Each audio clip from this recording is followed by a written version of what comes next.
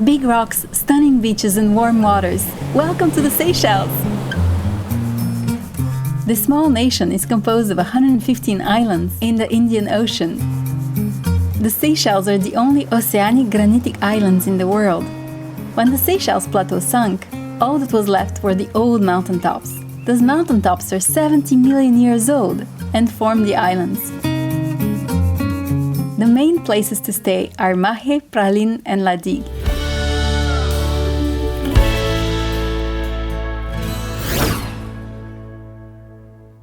Ladies and gentlemen, good morning and welcome to Seychelles International Airport at the local time here. We are so excited to land in the Seychelles this morning. We don't even notice the rain. Straight from the airport in Mahé, we take a ferry across to Praslin Island. The ferry is run by Cat Cocos. The trip takes about 1 hour. We hire a car and intend to see every corner of the island, rain or shine. You need to know that we've come to the Seychelles in the low season to save money. However, we didn't anticipate so much rain. We're spending 3 days on Praslin.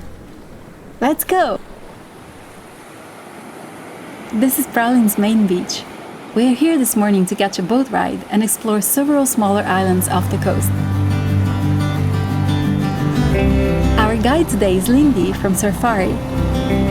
The first island we're visiting is Cousin. Cousin Island is a natural reserve. We're not allowed to land on the island to prevent accidental introduction of pests. A small speedboat comes to pick us up. Landing here is quite an adventure. The speedboat times the waves to break the surf and land on the sand, so hold on! The island is so lush and tropical, it feels raw and untouched. We have a limited time to see Cousin and leave. We start walking on a beautiful trail. There are lots of mosquitoes swarming around. Can you see them flying around the camera?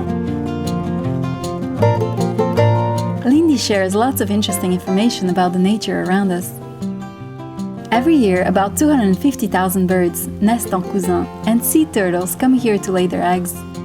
Conservation activities include monitoring the island's biodiversity, research and reintroduction of endangered species like the Seychelles magpie robin.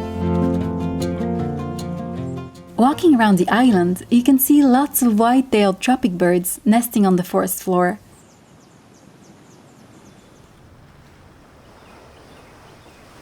Look! A tiny little baby, so sweet and fluffy. Look at this little face. Despite its small size, Cousin has a number of species and habitats. We walk through a forest plateau, lovely seashores and wetlands. We see frigate birds, the rare Seychelles warbler and lesser nudies. Hundreds of seashore crabs and many lizards are basking in the sun. They're not growing with the shell, so when they are growing a bit bigger, then they look for another shell, bigger shell. The path we follow goes nearby a pretty little beach and more nesting birds. Oh, look! This is a white tern. You can find it on the logo of the Seychelles. It's a romantic lovebird that pairs for life. The water is so blue. The vegetation around us is incredibly beautiful, so lush and green. The Seychelles are truly paradise. I didn't realize, but we're walking on a rare treasure. The guano from Cousin Island used to be sold for a lot of money. Since the island became a natural reserve, the guano is no longer exported. They took a lot of guano on the island of Cousin before, but not anymore to export because it's actually the best fertilizer for plants. The trail leads us to the top of the island. The hill opens up to a beautiful viewpoint. We only have time to take a few photos when the rain hits again. We're soaked. And then there's our crazy beach departure.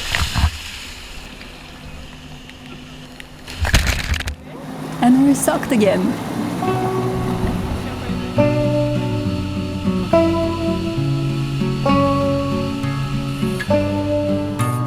Our next stop is the wonderful Curieuse Island, where a delicious Creole barbecue is waiting for us.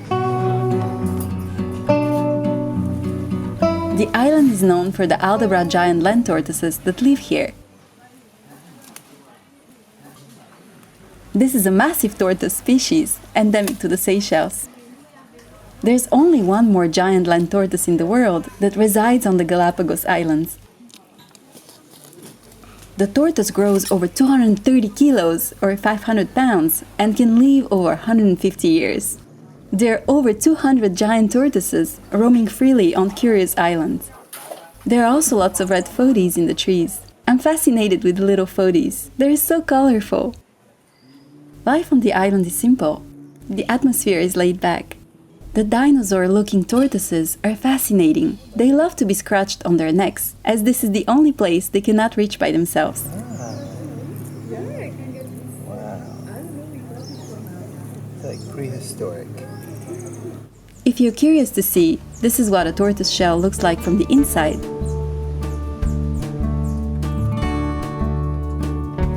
There's a cage on one side of the island where little baby tortoises are kept to be studied and protected until they reach a bigger size. These guys are 1 to 3 months old. Volunteers take care of them. In the afternoon, we continue to Saint-Pierre for snorkeling. Saint-Pierre is one of the many islands in the Bay of Côte d'Or. It's a tiny granite islet with a handful of coconut palm trees. It's a picture-perfect miniature island in the middle of the ocean. We see lots of small fish.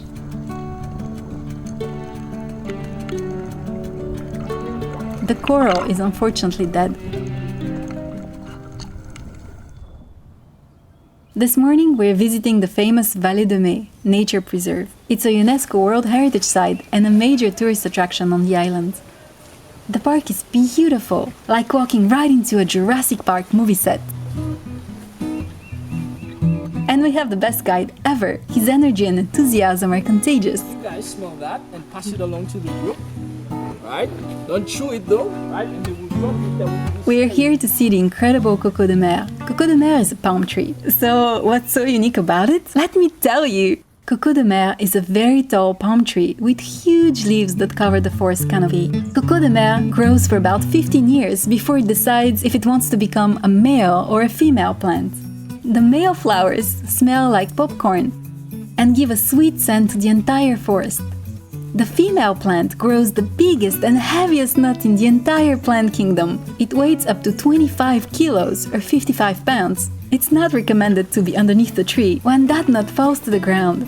Inside the nut, you will find world's largest seed. It takes the seed up to 7 years to germinate. You can plant a Coco de Mer in your garden, but the Coco de Mer could surface 2 kilometers or a mile down the road in 7 years. It's a plant that takes a very long time to grow, and it's impossible to domesticate. The plant is called Coco de Mer, or coconut from the sea, because for many years these nuts would wash up on foreign shores with no idea where they were coming from. When the Seychelles Islands were finally discovered, the source of the mysterious nut was found, but the name stuck. Coco de Mer is extremely rare. It grows naturally only on Praslin and Cousin Islands in the Seychelles. After the guided tour, we walk some more and enjoy the park by ourselves.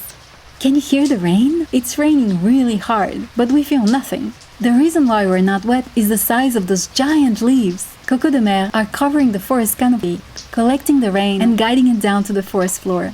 One leaf can be as long as 10 meters or 33 feet. It's like walking under giant umbrellas.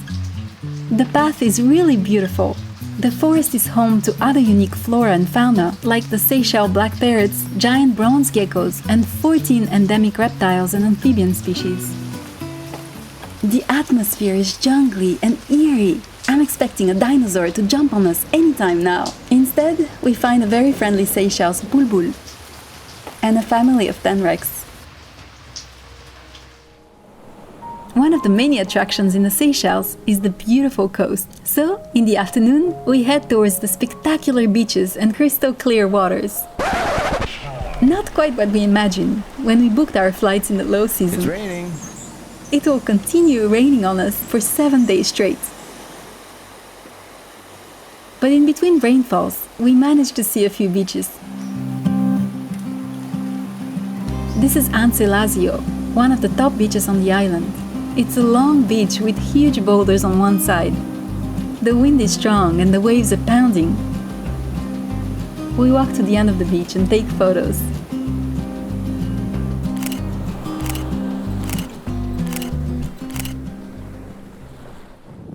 We get up early to beat the rain.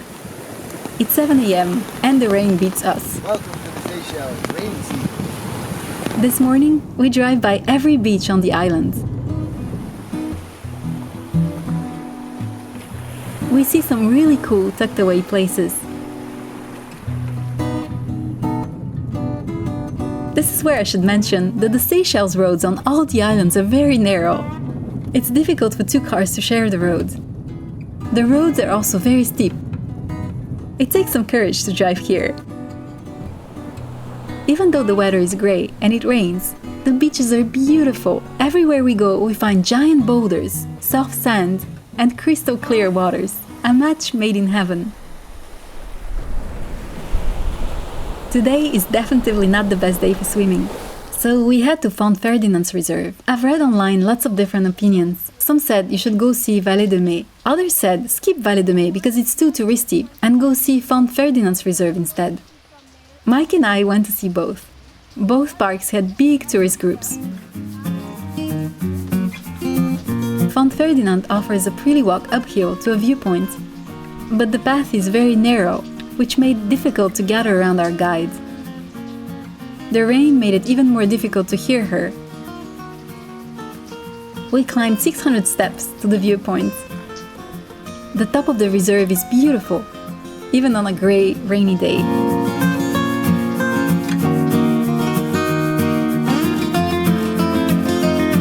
In the afternoon, we hit the beach again. This is Grand Anse.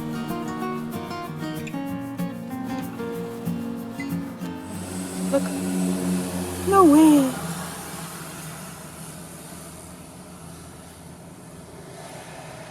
Hello. And now it's green and we can go. Slowly, we make our way to Anse Georgette, voted the most beautiful beach on the island. The beach is inside a private resort, and we had to call in advance to ask for permission to visit. The most beautiful beach is playing rough today. There's big surf and no swimming. Anse Georgette makes for fantastic photo opportunities, especially in the dark, stormy weather.